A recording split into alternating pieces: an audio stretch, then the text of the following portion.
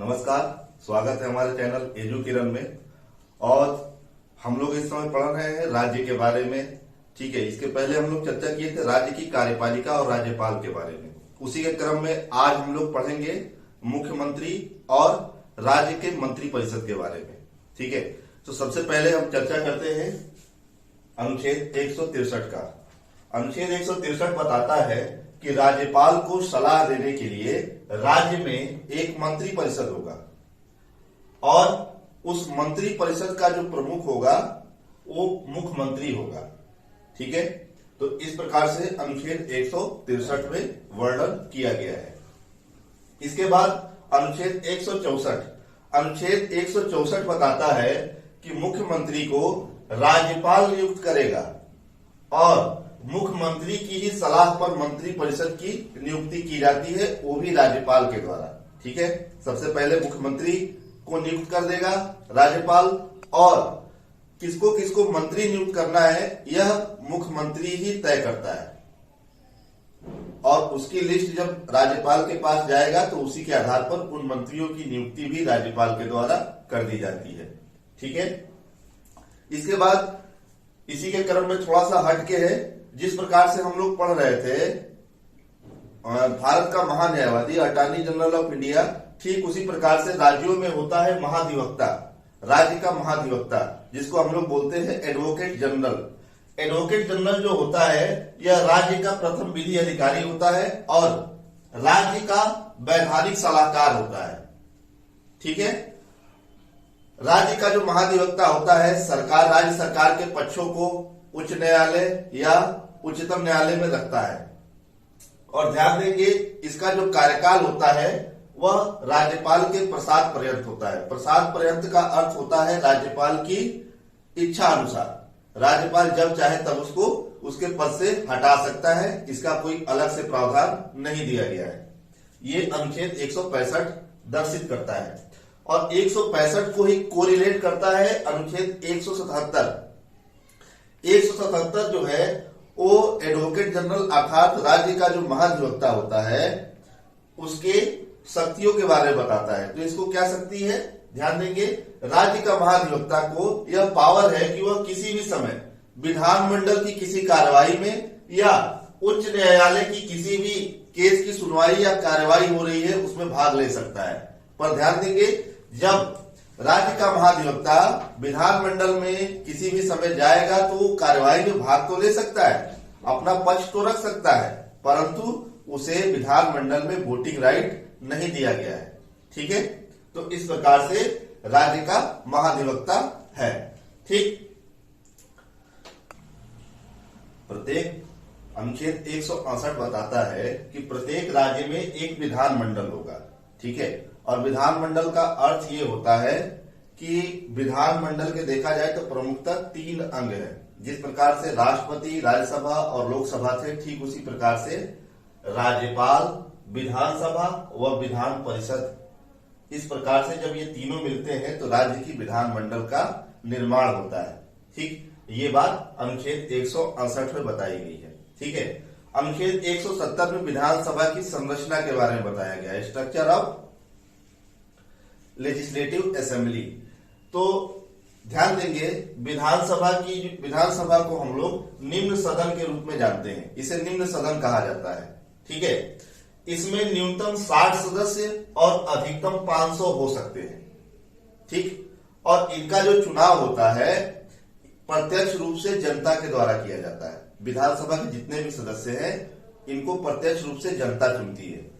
ध्यान देंगे, इसका अपवाद है गोवा, सिक्किम और मिजोरम। ये अपवाद कैसे हो गया, तो ध्यान देंगे यहां पर विधानसभा सदस्यों की संख्या जो है वो 60 से कम है। ऐसे ही कुछ राज्य है नॉर्थ ईस्ट के जो कि अपवाद है। तो ध्यान देने वाली बात यह है कि राज्य की विधानसभा में न्यूनतम 60 सदस्य और अधिकतम 500 हो सकते हैं। इस हिसाब से देखा जाए तो सबसे बड़ा विधानसभा कहां पर है, 403 उत्तर प्रदेश में। ठीक है, 403 सदस्य हैं यहाँ पर, तो ये सबसे बड़ी विधानसभा है, जनसंख्या भी सबसे ज्यादा है। इसके बाद अनुच्छेद 171। अनुच्छेद 171 में विधान परिषद के बारे में चर्चा किया गया है, लेजिस्लेटिव काउंसिल। ध्यान देंगे, इसे उच्च सदन कहा जाता है। विधानसभा को निम्न सदन और इसको उच्च सदन कहा जाता है। ठीक है, लोअर हाउस, अपर हाउस। तो इसके बारे में, इसकी संरचना के बारे में बताया गया है कि इसमें न्यूनतम सदस्य 40 हो सकते हैं और अधिकतम कितने होंगे? विधानसभा सदस्यों की कुल संख्या का 1/3। ठीक है, 1/3 कैसे? मान के चलिए जहां पर 300 विधायक हैं वहां पर 100 हो सकते हैं, अधिकतम 100 हो सकते हैं। ठीक है, तो इस प्रकार से विधान परिषद की संरचना बनाई गई है। ध्यान देंगे, भारत के सभी राज्यों में विधान परिषद नहीं है। मात्र 6 ऐसे राज्य हैं, ये बहुत महत्वपूर्ण है, मात्र 6 ऐसे राज्य हैं जहां पर विधान परिषद है। ठीक है, पहला राज्य हमारा उत्तर प्रदेश, दूसरा है बिहार, तीसरा है आंध्र प्रदेश, चौथा महाराष्ट्र, पांचवा कर्नाटक और छठा तमिलनाडु। ध्यान देंगे, जब 370 नहीं हटा था उसके पहले जम्मू कश्मीर में भी विधान परिषद हुआ करती थी, परंतु 370 हटने के बाद उस राज्य का पूरा प्रारूप बदल गया है और अब 7 की जगह मात्र 6 राज्यों में ही विधान परिषद बच गई है। ठीक, अब ध्यान देंगे, विधान परिषद के इतने सदस्य होते हैं, इनका चुनाव प्रत्यक्ष रूप से नहीं होता है। जैसे कि देखिए, विधानसभा में हमने पढ़ा कि प्रत्यक्ष रूप से जनता के द्वारा चुने जाते हैं और विधान परिषद के जो सदस्य हैं वो अप्रत्यक्ष रूप से जनप्रतिनिधियों के द्वारा चुने जाते हैं। और इनके सदस्य का चुनाव कैसे होता है? ध्यान देंगे, कुल सदस्यों का 1/3 सदस्यों का चुनाव नगर पालिकाओं के द्वारा किया जाता है। ठीक है, और 1/3 सदस्यों का चुनाव राज्य के विधानसभा के सदस्य करते हैं, जिन्हें हम मेंबर ऑफ लेजिस्लेटिव असेंबली अर्थात विधायक कहते हैं। ठीक है, और 1/12 सदस्यों का चुनाव जो होता है वो विश्वविद्यालय और स्नातकों के द्वारा किया जाता है। जो स्नातक हो चुके हैं उनके द्वारा किया जाता है। और 1/12 सदस्यों का जो चुनाव होता है वो उच्च विद्यालयों के शिक्षकों के द्वारा किया जाता है। और सबसे महत्वपूर्ण बात यह है कि 1/6 सदस्यों का मनोनयन राज्यपाल के द्वारा किया जाता है। और इस प्रकार से सभी सदस्यों को मिलाकर राज्य विधान परिषद का निर्माण होता है। ठीक है, ध्यान देंगे, अनुच्छेद 172 कहता है कि विधानमंडल का कार्यकाल, टेन्योर कैसा होगा। ठीक है, कितने टाइम तक होगा? तो ध्यान देंगे, सबसे पहले विधानसभा का जो कार्यकाल होता है वो 5 वर्ष तक होता है नए सत्र से। ठीक है, जब मुख्यमंत्री अपने पद को ग्रहण कर लेता है और जब नया सत्र शुरू हो जाता है तब से लेकर 5 वर्ष तक। ध्यान देने वाली बात है कि राज्यपाल विधानसभा को बीच में विघटित कर सकता है। ठीक है, यदि राज्य में मुख्यमंत्री अपना बहुमत खो देता है या मौजूदा सत्ता दल अपना बहुमत खो देता है या असंवैधानिक तरीके से राज्य में शासन चलाया जा रहा है, उस स्थिति में राज्यपाल विधानसभा को विघटित कर सकता है। और एक और विशेषता है कि आपातकाल की स्थिति में विधानसभा के कार्यकाल को 1 वर्ष तक बढ़ाया जा सकता है, अर्थात 5 वर्ष की जगह 6 वर्ष हो सकता है। ये विधानसभा की बात हो गई। विधान परिषद के बारे में ध्यान देंगे, इसका जो कार्यकाल है वो 6 वर्ष तक होता है और प्रत्येक 2 वर्ष में 1/3 सदस्य सेवानिवृत्त हो जाते हैं। ठीक है, और विधान परिषद कभी विघटित नहीं होती है। जिस प्रकार से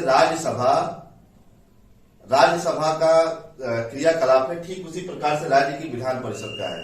वहां वो भी कभी विघटित नहीं होती है और ये भी कभी विघटित नहीं होती है। दोनों का कार्यकाल 6 वर्ष है।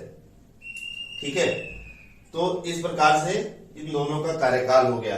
अनुच्छेद 173 बताता है विधानमंडल की योग्यताएं। योग्यताएं क्या क्या है? सबसे पहले भारत का नागरिक होना चाहिए, वह पागल या दिवालिया नहीं होना चाहिए, लाभ के पद पर ना हो, ऑफिस ऑफ प्रॉफिट, किसी लाभ के पद को धारण न किया हो। इसके अलावा आयु में थोड़ा सा डिफरेंस है। यदि विधान परिषद का सदस्य है तो विधान परिषद के सदस्य बनने के लिए न्यूनतम आयु 30 वर्ष होनी चाहिए और विधानसभा के लिए 25 वर्ष होनी चाहिए। ठीक है, तो ये हमारे विधानमंडल सदस्य बनने की योग्यताएं है। यदि इन सभी शर्तों को कोई व्यक्ति पूरा करता है तो वह विधानमंडल का सदस्य बनने के लिए योग्य है। ठीक है। अनुच्छेद 174 बताता है, इससे पहले भी चर्चा कर चुके हैं, राज्यपाल के द्वारा ही सत्र बुलाया जाता है, सत्रावसान किया जाता है, अर्थात सत्र की समाप्ति की घोषणा की जाती है, या विधानसभा को भंग किया जाता है, विधानसभा को विघटित किया जाता है। यह अनुच्छेद 174 में दिया गया है। ठीक है। और 175 बताता है विधानमंडल में राज्यपाल का अभिभाषण। जब नया सत्र शुरू होता है तो नए सत्र के पहले राज्यपाल अभिभाषण देता है। इसके अलावा अनुच्छेद 176 बताता है विधानमंडल में राज्यपाल के द्वारा विशेष अभिभाषण।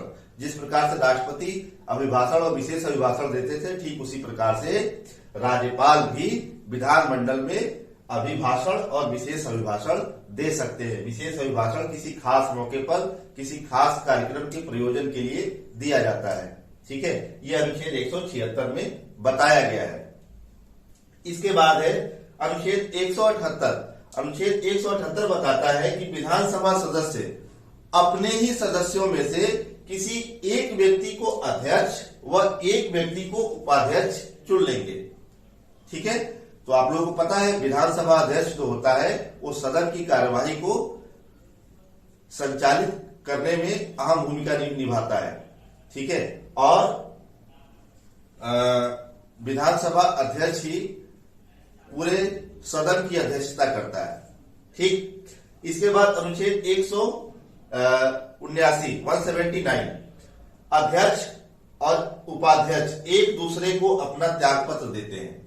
ठीक है। अध्यक्ष और उपाध्यक्ष यदि दोनों को अपने पद से त्याग करना है तो एक दूसरे को इस्तीफा अर्थात त्याग पत्र दे सकते हैं। ठीक है। तो इस प्रकार से हमारा राज्य का विधानमंडल हो गया। अनुच्छेद 180 में बताया गया है कि अध्यक्ष की अनुपस्थिति में जिस प्रकार से विधानसभा के सदस्य एक अध्यक्ष और एक उपाध्यक्ष की नियुक्ति करते हैं, अपने में से चुनते हैं, तो ध्यान दीजिए अध्यक्ष और उपाध्यक्ष की नियुक्ति इसलिए की जाती है कि यदि अध्यक्ष अनुपस्थित रहता है तो उसके सारे कार्यभार को उपाध्यक्ष संभालेगा। ठीक है। यह अनुच्छेद 180 में बताया गया है।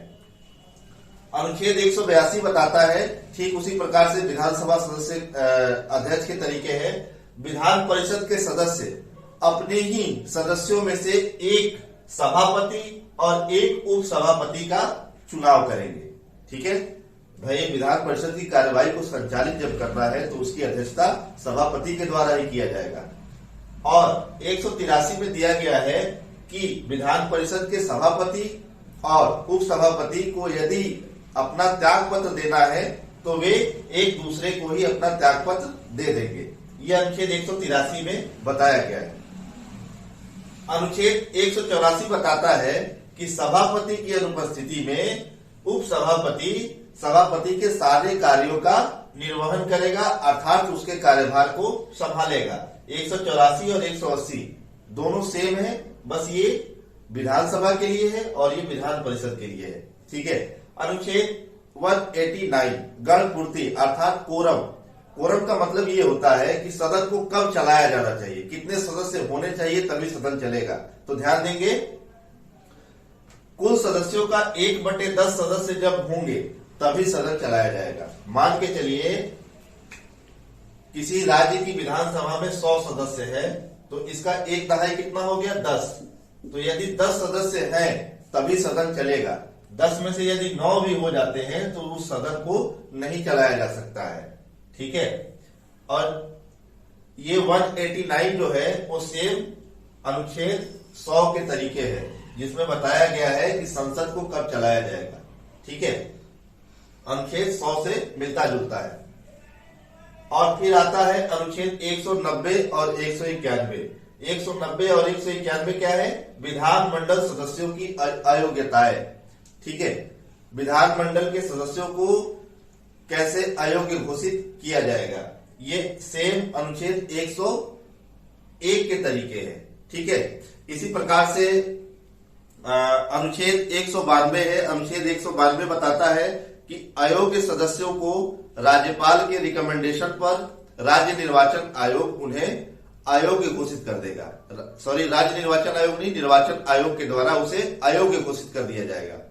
इसके बाद है अनुच्छेद 193। अनुच्छेद 193 ये बताता है कि यदि कोई निलंबित सदस्य विधानमंडल में आता है तो उससे प्रतिदिन 500 रुपए का जुर्माना वसूला जाएगा। ठीक है। और अनुच्छेद 200 हम लोग पढ़ ही चुके हैं। अनुच्छेद 200 में राज्य का वार्षिक वित्तीय विवरण दिया गया है, जिसको हम लोग बजट कहते हैं। उसको विधानसभा में रखा जाता है राज्यपाल की अनुमति से। और अनुच्छेद 213 है राज्यपाल के द्वारा अध्यादेश जारी करना। इस प्रकार से हमारा राज्यपाल और मुख्यमंत्री और मंत्री परिषद का सेशन समाप्त होता है। ठीक है। अब अगले वीडियो में अगली कड़ी को पढ़ेंगे। तब तक के लिए धन्यवाद। आपका दिन शुभ हो।